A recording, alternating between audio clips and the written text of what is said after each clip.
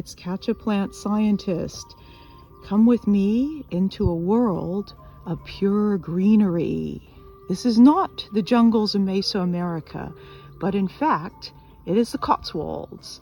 And what I'm showing you today is the delicious green bean, Phaseolus vulgaris.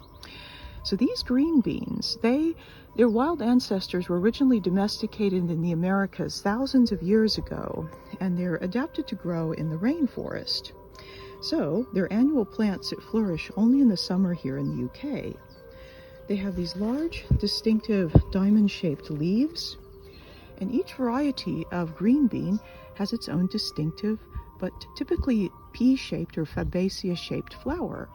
Now, what do those flowers turn into when they mature? Delicious green beans. Look at that. What a beautiful green bean.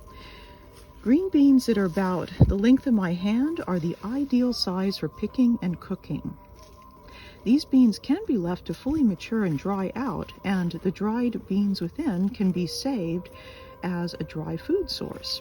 However, the reason we grow them is to eat them as fresh, delicious veg that goes with pretty much any dish you can imagine.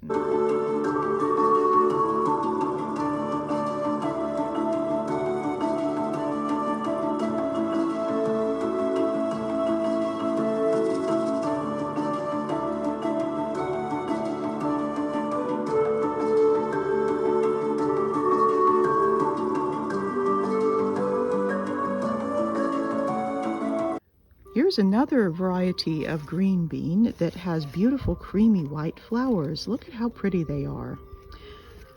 We also have another variety of green bean that is a little more colorful. This is the Cosse Violette. Not surprisingly, it has beautiful violet flowers, but it also has a lot of purple coloration in its stems and in the beans. Some people say that this makes the beans easier to find when digging around in your own personal rainforest.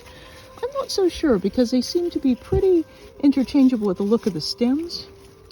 Isn't that beautiful? These beans are this color because they produce more anthocyanins than your average bean. However, I'm sorry to say that they do not retain this beautiful purple color when they are cooked, and they fade out to being more of a dark forest green. Still, they taste absolutely delicious, and I highly recommend them. Stay curious about plants, everyone.